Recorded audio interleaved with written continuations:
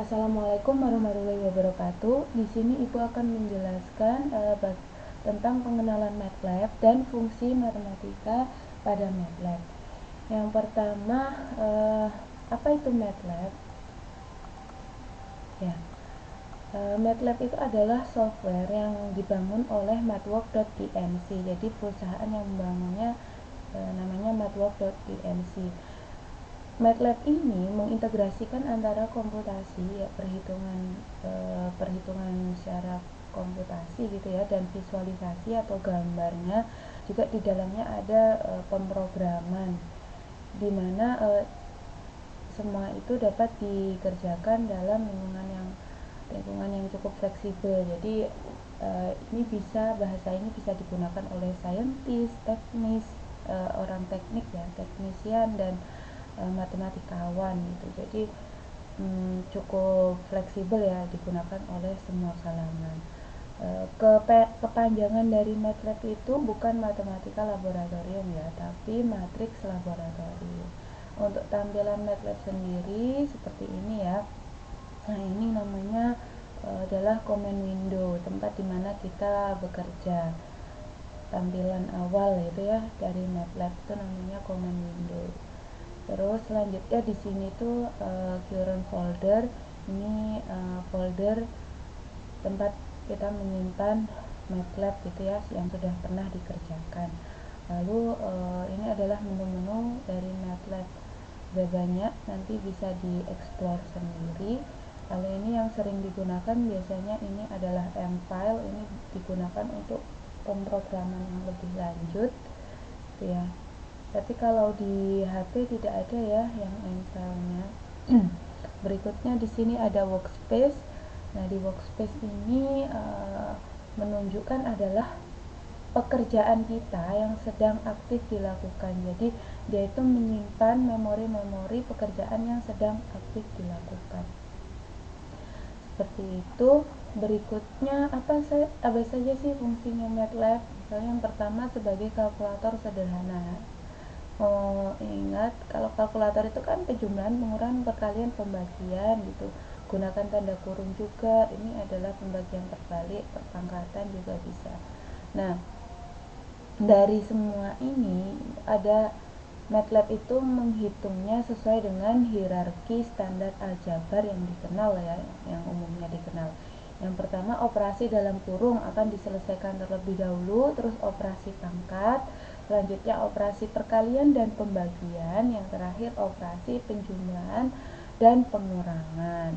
Jadi di sini hati-hati kalau ingin membuat suatu persamaan, perhatikan tanda kurung dan tanda-tanda aljabar yang lain gitu ya.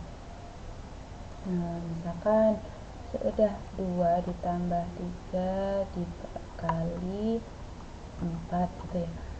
Nah, MATLAB akan mengerjakan ini dulu. 3 dikali 4 12 ditambah 2 gitu ya. Jadi dia mengikuti hierarki perhitungan secara aljabar matematika. Jadi ini hasilnya 14. ANS di sini maksudnya adalah answer gitu ya. Answer, jawabannya. Lalu berikutnya apalagi, misalkan kita ingin menulis suatu persamaan yang sedikit agak panjang begitu ya. Misalnya di sini ada 3 ditambah 4 dibagi dengan 8 dikali dengan 5 per 6 ditambah 7 gitu ya. Nanti jangan lupa diberikan kurung. Kalau tidak diberikan kurung maka tidak akan sesuai dengan hasilnya, tidak sesuai dengan yang diminta gitu ya. Nah, misalkan ini 3 plus 4 dikurung ya, 3 plus 4 lalu dibagi dengan 8 dikali, pakai star ya, 5 dibagi dengan 6 ditambah 7. Nah seperti ini, maka akan keluar hasilnya gitu ya. Seperti itu. Untuk kalkulator sederhana kita lanjutkan ke pendefinisian variabel ya. Jadi dalam pendefinisian variabel ini ada beberapa yang sering digunakan di MATLAB ya. Misalkan ETS itu epsilon, bilangan yang sangat kecil mendekati 0. Lalu selanjutnya ada juga pi, di mana pi itu 3,1419 dan 159 dan seterusnya. Ada juga infinity. Nah, infinity itu yang bilangan positif tak terhingga. NaN itu artinya not a number. Dia merupakan cara MATLAB untuk menyatakan hasil perhitungan yang tak terdefinisi, misalkan 0 per 0 dan infinity dibagi dengan infinity. Kalau I dan J itu maksudnya adalah bilangan imajiner ya, akar negatif 1. Berikutnya ada lagi absolut, itu adalah tanda mutlak, sign ya. Lalu berikutnya SQRT, akar dari X, kita pakai SQRT seperti di Excel ya. Tapi kalau di MATLAB dia tidak mau hurufnya besar, SQRT besar dan SQRT kecil dibaca berbeda gitu ya. Kalau MATLAB maunya pakai yang kecil, kalau yang besar tidak bisa. Lalu eksponensial, ini adalah pangkat natural dari pangkat X. Selanjutnya logaritma N, nah ini adalah bilangan natural gitu ya dari N.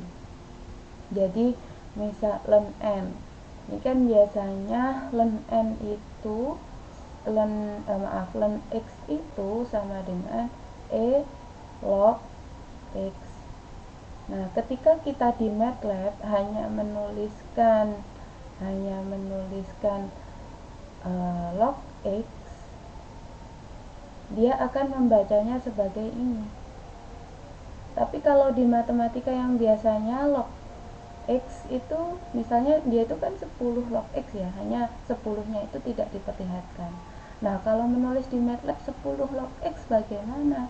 Nah ini logaritma 10 X gitu.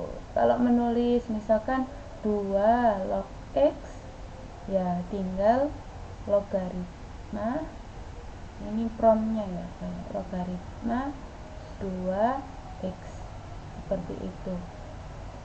Nah, oh ya tadi belum dijelaskan, ini tuh maksudnya prompt atau menunjukkan bahwa command window ini sudah siap menerima perintah kita. Ini adalah beberapa fungsi-fungsi matematika yang bisa didefinisikan di MATLAB. Ini untuk fungsi trigonometri, sinus, kosinus, tangen seperti biasa ya, arcsin, sin hiperbolikus seperti itu. Baik, ada lagi yang perlu saya sampaikan, dimana kalau kita ingin menghapus ya, kita pakai CLC. Nah ini hanya untuk menghapus tulisan,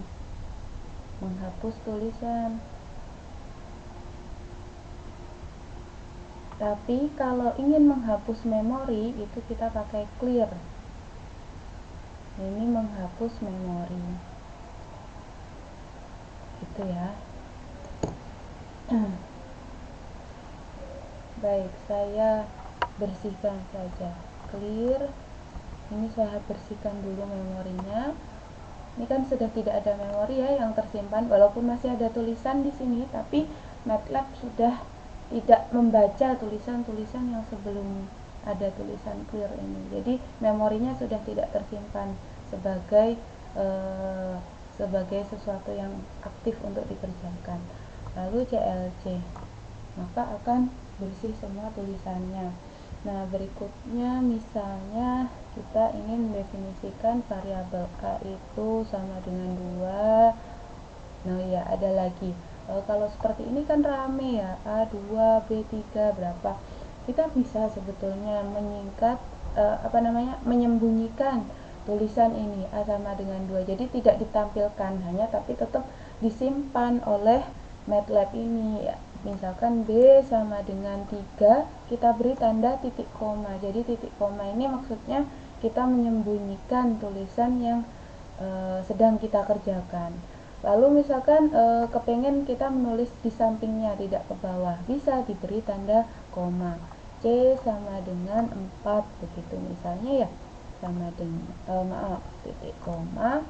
Nah, dia tidak lagi ditampilkan seperti ini, tapi tersimpan tetap di workspace. Ini kita punya pendefinisian A sama dengan 2, B sama dengan 3, dan C nya sama dengan 4. Berikutnya, misalkan kita ingin membuat suatu persamaan, ini sin ya, akar X plus pi per 5 ditambah, oh maaf, ini kan A ya, kita pendefinisiannya kita pakai A saja, A plus 2B itu ya. Misalkan begini,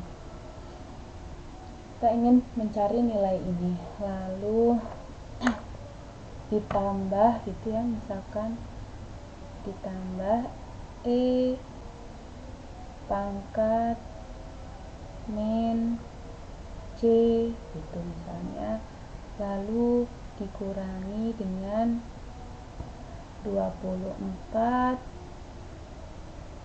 dibagi dengan mutlak A, seperti itu ya. Misalkan persamaannya seperti ini, maka langsung saja bisa kita tuliskan begitu ya, sin, ini sin gitu ya, buka kurung, ini kan akar, berarti kita pakai SQRT gitu ya, buka kurung A ditambah dengan pi per 5, jadi ini kan pi per 5, akarnya ditutup, nah seperti itu, lalu ditambah 2 dikalikan dengan B gitu ya, B nya di sini 3, A nya di sini 2 gitu. Lalu berikutnya tutup kurung ditambah dengan eksponensial min C di sini dikurangi dengan 24 dibagi mutlak A, ABS. Ini bisa dikurung atau bisa juga tidak dikurung, saya beri kurung biar aman ya. ABS absolut dari A. Nah, seperti ini. Maka ini adalah hasil dari nilai yang ingin kita cari, seperti itu. Kita lanjutkan. Tadi kan sudah dibahas ya mengenai bagaimana cara mendefinisikan variabel. Berikutnya bagaimana kita mendefinisikan fungsi, di mana fungsi itu memiliki variabel bebas gitu, dan variabel terikat. Variabel tersebut bisa membentuk suatu fungsi. Ada beberapa fungsi yang misalnya kita kenal ya, fungsi polinomial. Fungsi polinomial misalkan x pangkat 2, fungsi polinomial berderajat 2. Kalau y sama dengan x pangkat 3, itu adalah polinomial berderajat 3, dan seterusnya. Kalau fungsi rasional misalkan y sama dengan x kuadrat, atau y sama dengan x pangkat 3 plus 1 gitu. Kalau fungsi rasional ini misalnya adalah yang berupa bentuk perperan gitu ya, y sama dengan 2x plus 1 dibagi x itu misalnya, ini fungsi rasional. Kalau fungsi eksponensial ini x-nya itu berupa suatu pangkat gitu ya, misalkan y sama dengan 3 pangkat x plus 1 gitu ya.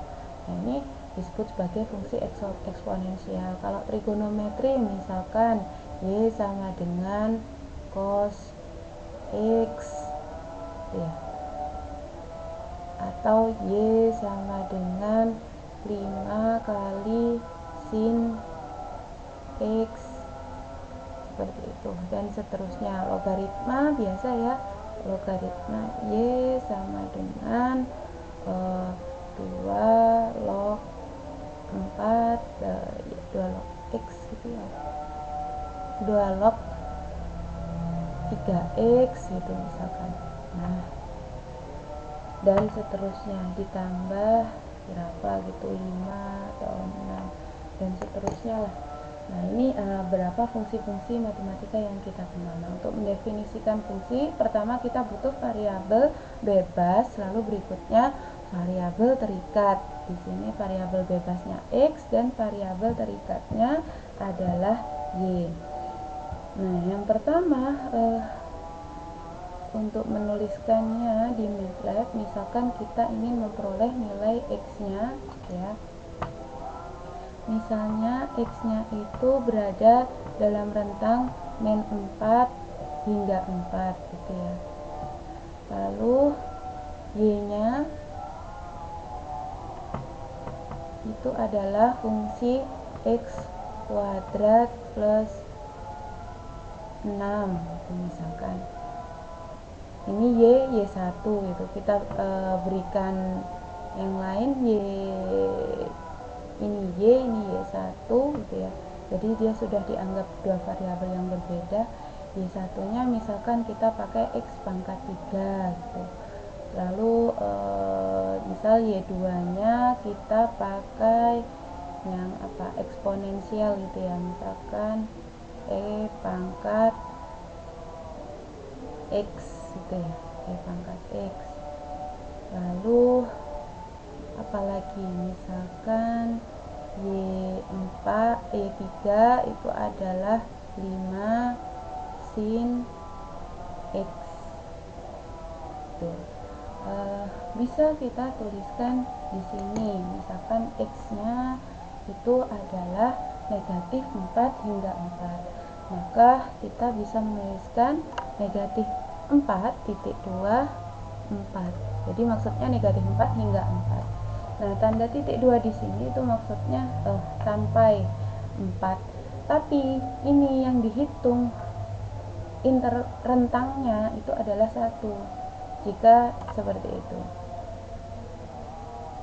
Jadi yang dibaca adalah min 4, min 3, min 2, min 1, 0, 1, 2, 3, 4. Seperti itu.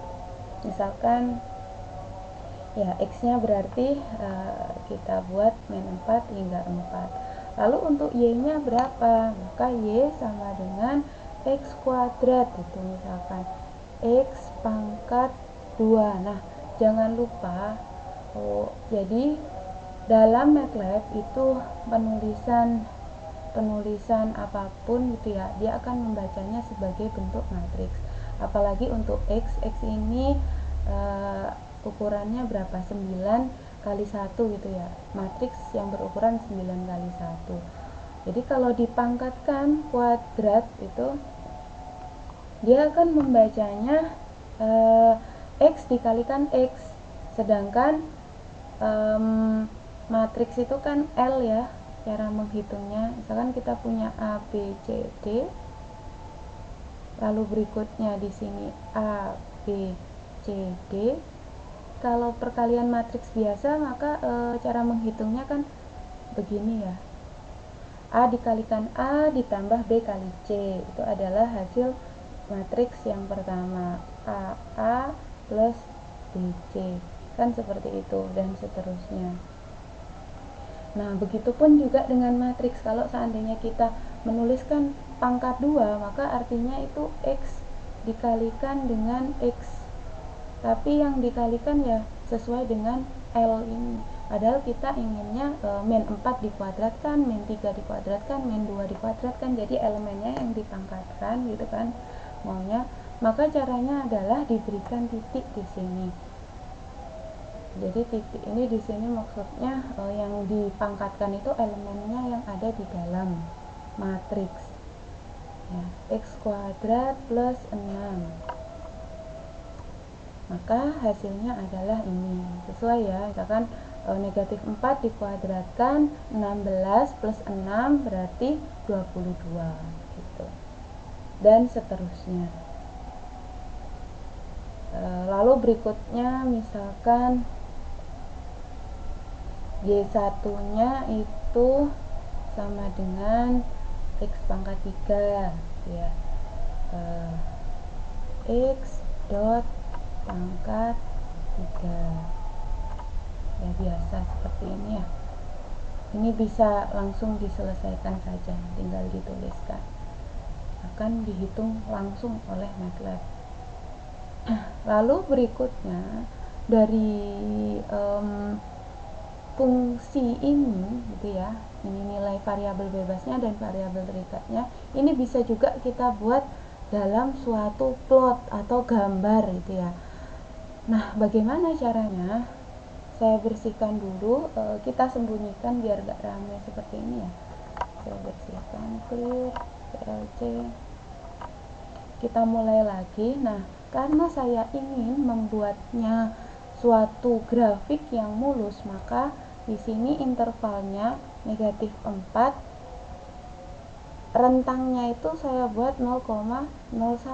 Nah, ini tuh rentangnya sampai 4. Jadi kalau seandainya tidak kita beri keterangan rentangnya berapa, maka MATLAB akan membacanya rentangnya 1. Tapi ketika kita ingin memberikan suatu spesifikasi khusus untuk rentangnya, bisa di tengah-tengah antara batas atas dengan batas bawah dengan batas atasnya, seperti itu ya. Kita beri tanda titik koma, saya sembunyikan karena kalau tidak disembunyikan dia akan menghasilkan suatu matriks yang sangat panjang gitu ya. Min 4, min 3, 99, min 3,98 dan seterusnya hingga 4, maka akan panjang sekali ya. Jadi kita sembunyikan pakai titik koma. Lalu berikutnya misalkan y nya sama dengan tadi x kuadrat x titik pangkat 2 ditambah 6, kita sembunyikan juga biar tidak rame. Lalu berikutnya Y1 nya sama dengan X pangkat 3, lalu kita sembunyikan. Nah, ini Y2 ya, sama dengan EXP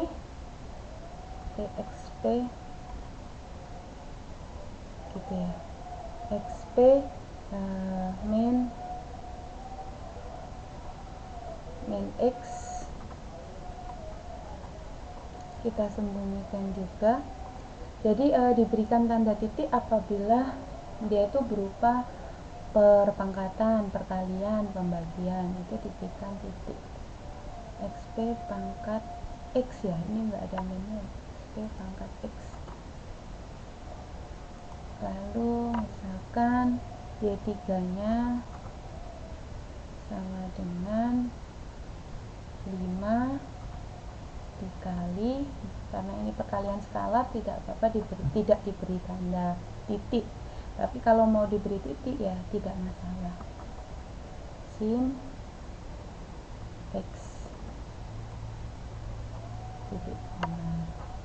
Nah, jadi kita punya ini X, Y, Y1, Y2, Y3 gitu ya. Bagaimana cara menggambarnya? Ini sudah dihitung dengan MATLAB. Kalau mau ngecek misalkan pakai komputer, ya ini ada di sini di workspace-nya ini ya. Tapi kalau pakai HP tidak, agak susah ya. Jadi di sini misalkan Y1 hasilnya berapa, bisa diklik saja ya.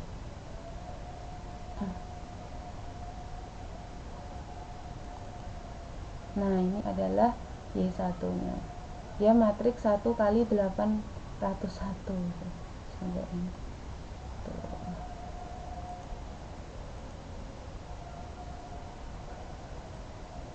Ya, begitu. Lalu bagaimana cara menggambarnya?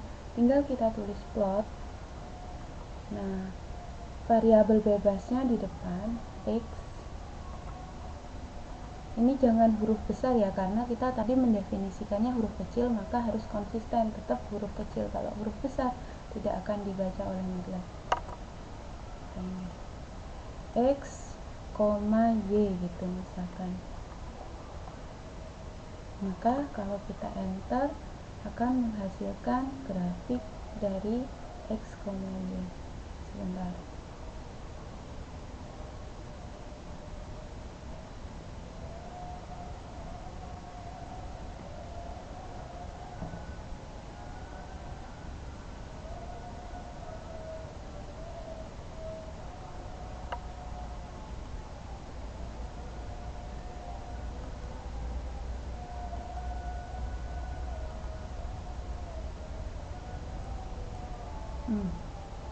Kenapa ini masih loading seperti ini?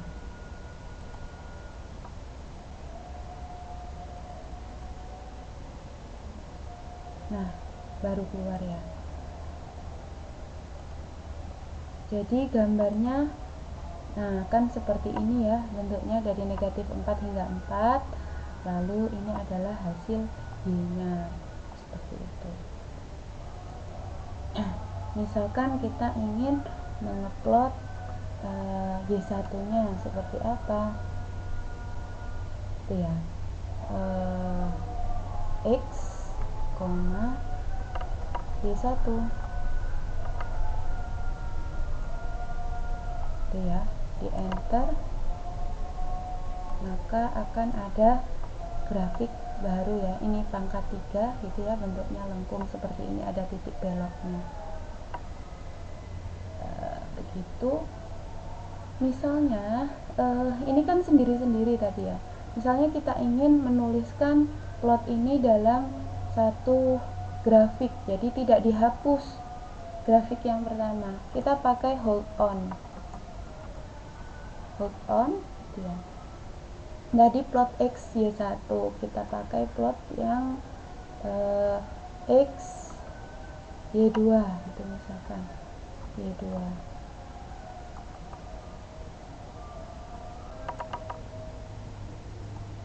Maka hasilnya plot XY2 nya nih yang merah ini. Lalu plot X misalkan yang Y3, karena sudah diberi hold on maka dia akan menumpuk pada grafik yang ini. Baik, kita lanjutkan lagi mengenai cara menggambar grafik yang lebih lanjut gitu ya. Tadi kita sudah mengenal fungsi hold on. Sekarang selain hold on kita juga bisa pakai grid on. Grid on itu maksudnya gridnya akan terlihat.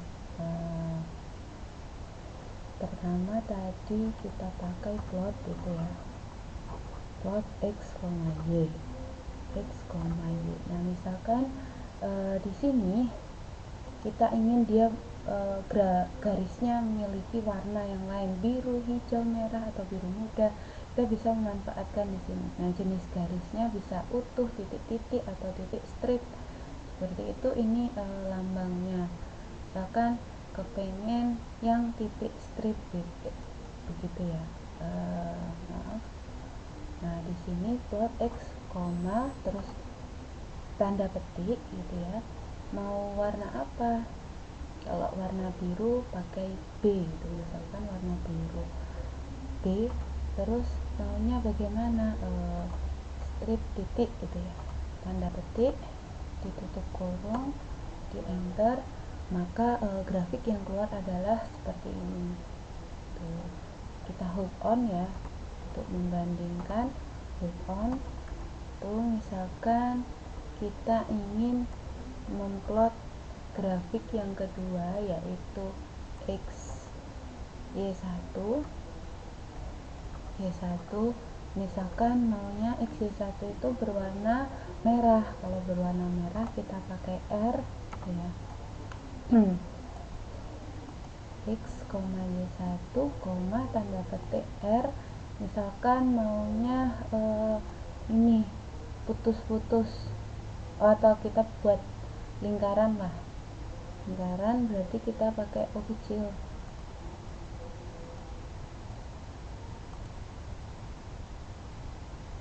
Itu ya. R O kecil ya. Tanda petik ditutup kurung.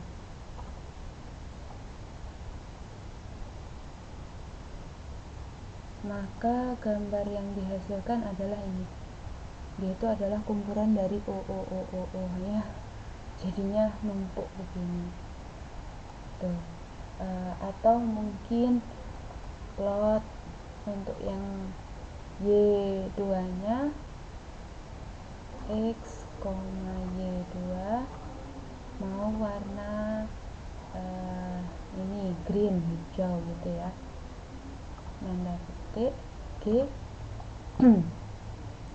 Lalu bisa juga misalkan putus-putus begitu ya. Titik, tutup kurung.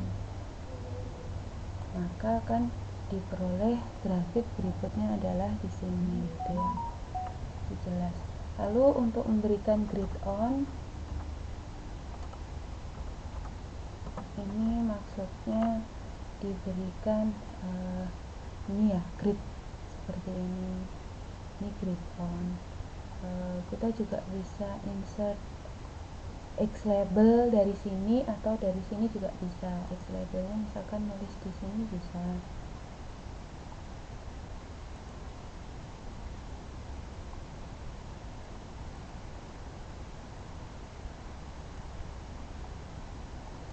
Mana Pak? Insert legend.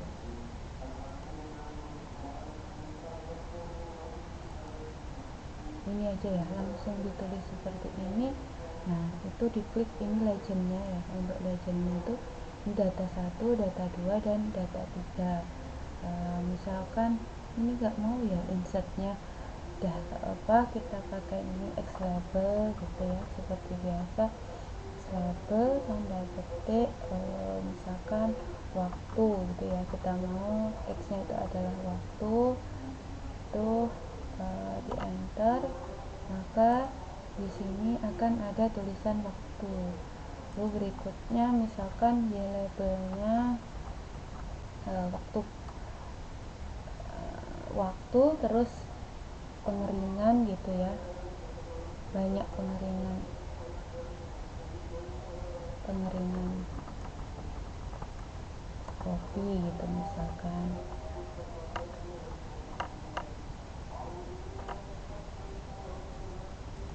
Maka yang muncul di sini pengeringan kopi. Ini judulnya kita pakai titel deh. Judulnya pengaruh waktu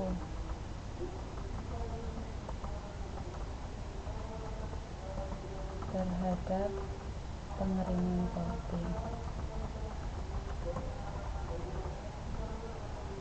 Misalkan seperti itu. Nah, ini di sini ada tulisannya pengaruh waktu. Ya, kurang lebih seperti itu. Terima kasih banyak. Wassalamualaikum warahmatullahi wabarakatuh.